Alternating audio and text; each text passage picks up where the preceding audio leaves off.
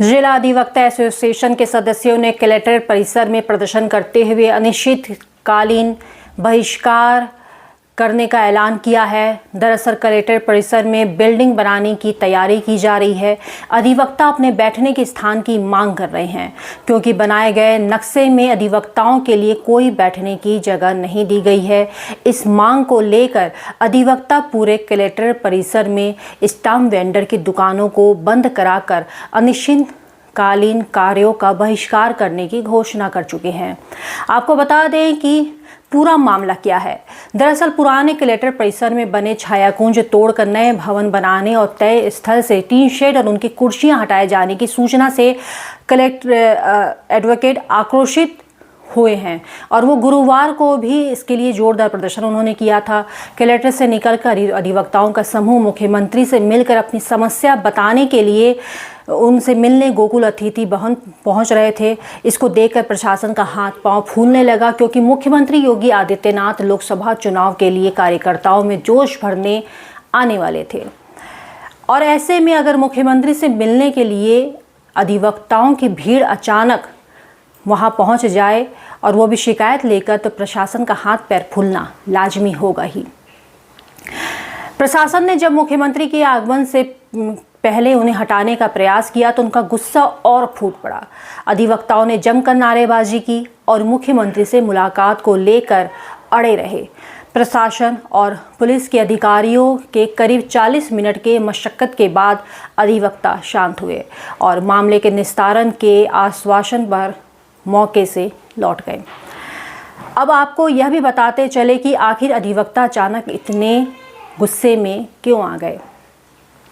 दरअसल कलेक्ट्रेट परिसर में नई इमारत का निर्माण कराया जाना है। इसके लिए संयुक्त कार्यालय और डीएम और एसएसपी कार्यालय की इमारत को पहले ही तोड़ा जा चुका है और इन अधिकारियों को दूसरी जगह शिफ्ट किया गया है।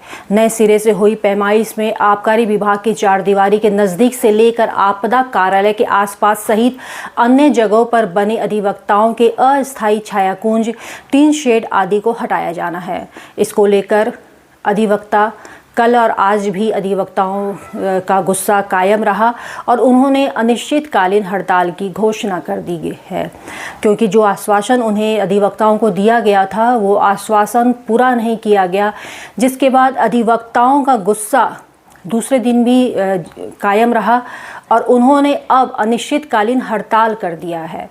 अब कलेक्ट्रेट में अधिवक्ता बैठते हैं तो वहाँ पर पहले ही एसएसपी और डीएम के जो पुराना ऑफिस था उनको तोड़ दिया गया है और अब सब कुछ नए सिरे से नई बिल्डिंग वहाँ से बनाई जाएंगी।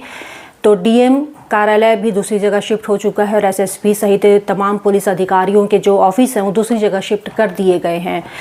तो अधिवक्ताओं को ये आश्वासन था कि जो नई इमारत बनेगी उस इमारत में अधिवक्ताओं के बैठने के लिए एक पक्की इमारत में उनको जगह दी जाएगी। लेकिन जब इमारत का जब नक्शा सामने आया तो अधिवक्ताओं का गुस्सा ये देख के फूट पड़ा कि उस नक्शे में अधिवक्ताओं के बैठने की कोई जगह ही नहीं थी। मतलब नई बिल्डिंग का निर्माण तो होगा, ये बात सही है, लेकिन अब जो वहाँ पे अधिवक्ता बैठ रहे हैं और जो अपना काम कर रहे हैं, रजिस्ट्री वगैरह जो हो रही हैं, ऐसे में वो कहाँ बैठेंगे, ये एक बड़ा सवाल, ये एक बड़ा समस्या अधिवक्ताओं के लिए है। इसी को लेकर गुस्से में है अधिवक्ता लगातार और आज भी उन्होंने अनिश्चितकालीन हड़ताल पर वो चले गए हैं। अब देखना ये है कि अधिवक्ताओं का गुस्सा कैसे शांत होगा क्योंकि लोकसभा चुनाव भी है और सीएम सिटी के गृह जनपद में सब कुछ सामान्य कर पाना अधिकारियों के लिए बहुत बड़ी मुसीबत का सबब बनने वाला है। जिला प्रशासन के दमनकारी नीति के विरुद्ध कल से ही हम सभी अधिवक्तागण सड़क पर उतरे हैं। कारण क्या है, आप जिस प्रांगण में खड़े हैं यहाँ से लेकर के करीब 1000 मीटर तक की दूरी और करीब 500 मीटर चौड़ाई लेकर के प्रांगण खाली है, लेकिन यहाँ का प्रशासन जानबूझ करके हम लोगों को इस कचहरी से हटाने के नियत से, कचहरी में अधिवक्ताओं का प्रवेश न हो, कचहरी अधिवक्ता विहीन हो जाए, इस उद्देश्य से जो है सर्वप्रथम हम लोगों को जो है उजाड़ने का काम कर रहे हैं। हम लोगों को नोटिस दिया गया है कि सोमवार तक अपना प्रांगण खाली कर दें।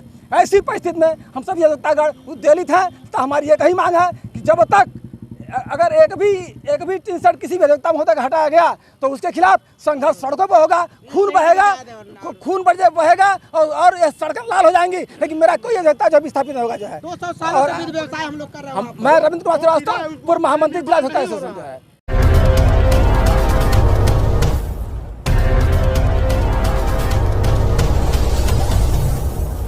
Good morning friends, my name is Nitin Singh. I am from KIPM College of Engineering and Gita Gorakhpur. I want to tell you guys that now our college, KIPM College, is now NBA accredited in whole Purvanchal.